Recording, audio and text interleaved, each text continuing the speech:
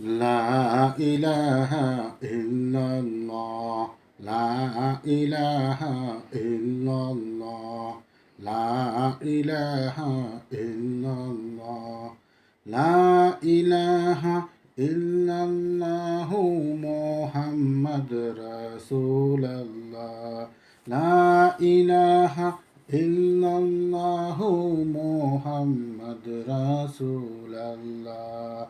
কোনো খালিক নেই তুমি ছাড়া, কোনো মালিক নেই তুমি ছাড়া, কোনো মাবুদ নেই তুমি ছাড়া, কোনো মাশুক নেই তুমি ছাড়া।